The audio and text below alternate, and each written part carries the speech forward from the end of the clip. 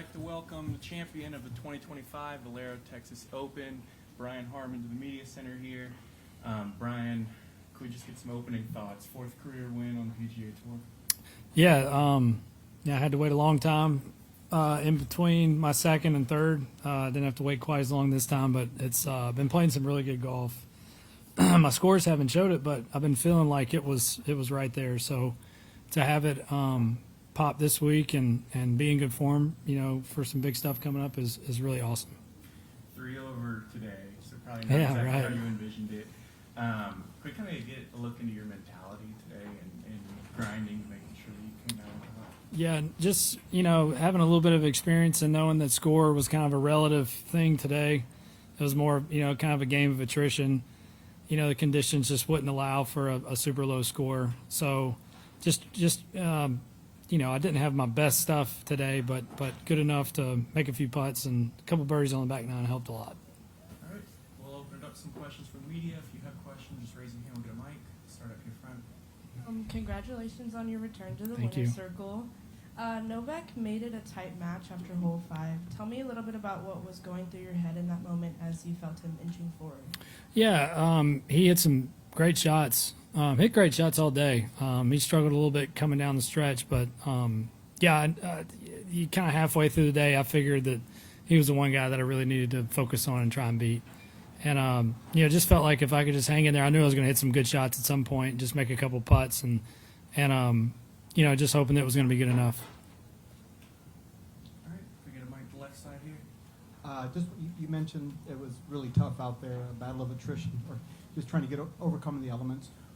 When you have to shift your mind to that type of mentality, where you have to grind it out, would you just explain what that's like to kind of change your focus? Yeah, it's really hard, especially the first 2 days I was playing such good golf, and it was just aiming at everything and making a ton of putts and having a lot of fun, and then all of a sudden the weather flips, and not only does the weather flips, but the wind's coming from a totally different direction. I was actually looking at the scoreboard on 18. My day 1 drive 330, day 2 drive 320, day 3 255, day 4 248 or whatever it was. So it's a completely different golf course, but having a little bit of experience around here, like I talked about, I've seen this place play really hard, and just knowing that there wasn't going to be a low score out there today. We'll move to middle, Chris. Brian, you mentioned earlier in the week that you maybe took a little bit of too much time off after the President's Cup, and that your game wasn't where you wanted it to be coming into the season. Are you back now? Is your game back to where you want it to be, or do you still have a ways to go? Obviously, this week went great. There's still some stuff that I haven't been driving it quite as well as I'd like to when you're thinking about trying to win majors and stuff like that. But super pleased with the way I played this week. Really putted well, which is something that's been missing a little bit the last year or so. Just haven't been making like those mid-range putts, hitting good iron shots in. You end up with 10 to 20 feet a lot. Just haven't been making a lot of those, and putted those really nice this week. You mentioned that it wasn't your best stuff today. What did today teach you about competing, even when you don't have your fastball, so to speak? Well, I've had to learn that lesson the hard way with a bunch of failures, across my career, where you look back at a tournament and you're like, gosh, if I could have just kept my cool for a little bit longer, if I could have just hung in there for a little bit longer, man, maybe I could have made a run. And so I just tried really hard today to not let my emotions get out in front. And as much as I wanted to think about winning and holding the trophy and calling my wife and telling her how happy I was, you don't get to do that until the job's done. And it's just left foot, right foot, finish the job, and then you get to have fun. All right, we'll go to the back left, Kevin. Brian, I don't know if it's too early to reflect, but biggest moment of the tournament? I actually think making double on 9. I hit it way right, bad tee shot, had to take an unplayable, and then I chip it out. Now I've got a 6-iron into the wind with the pin in the back. So getting that one up and in 3 shots was, it kept me from having a total disaster. Everyone's going to make a double here or there around this place. That, and then made a really nice putt on 12. 12 is when my round sort of flipped a little bit. I made it. It was a hard hole. Hit a 6-iron in there. Made a nice putt. that put me up 2 maybe. So I started feeling pretty good after that. You're right, it did put you up to 2. I wanted to ask you about that, birdie on 12. What did that do? Did that calm you? Did that embolden you? What did it do for you? Yeah, a little bit of everything. Anytime you can make a putt, especially because Novak hit it in there pretty close. So you're looking like maybe he's going to, there's a chance we're going to walk off that whole tide. And then end up walking off with a 2-shot lead. So probably the biggest hole of the day there. I also wanted to ask you, last one here, is there a story behind your putter? Yeah, I changed putters this week.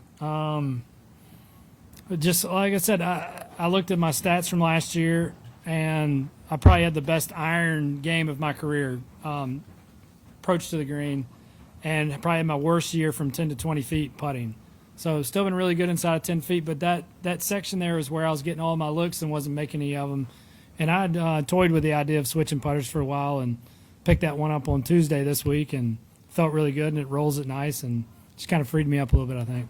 What make and model is it? It's a TaylorMade of some sort. I'm not sure what all the letters and numbers on the bottom of it are, but it makes them. It's good. When you say you picked it up, where did you pick it up? Putter rep just handed it to me and said, "Try this one." Okay, thank you. All right, Ryan, come back. Steve Sands was joking with you on the green in the post round interview that you've been eyeing those cowboy boots some. How does it feel to get a pair of those in your possession? And you mentioned maybe they're a little too big. Yeah, no, I wear cowboy boots a fair amount at home, so it'll be a nice addition to the collection I have. I'll be really proud of them.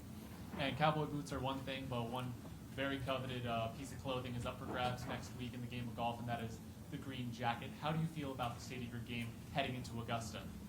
Yeah, just knowing that there's some good golf left in there. You know, I'm 38. I'm not 25 anymore. I know that I'm getting, a little grayer. So, you start looking at like, man, how many more chances do I have at Augusta? How many more chances do I have at a U.S. Open and all the things that you want to do? But just knowing that I can come out here in tough conditions and play well as an older veteran on tour, like, makes me feel good about next week.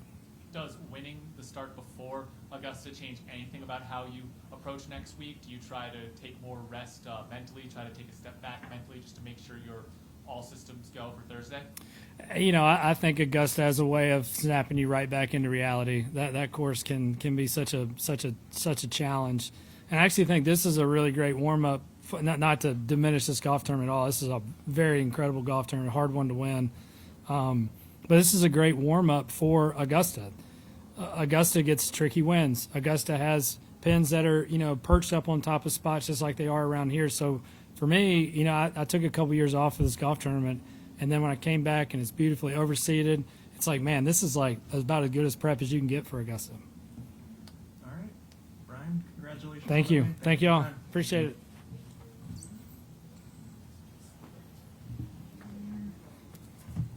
Oh, yeah.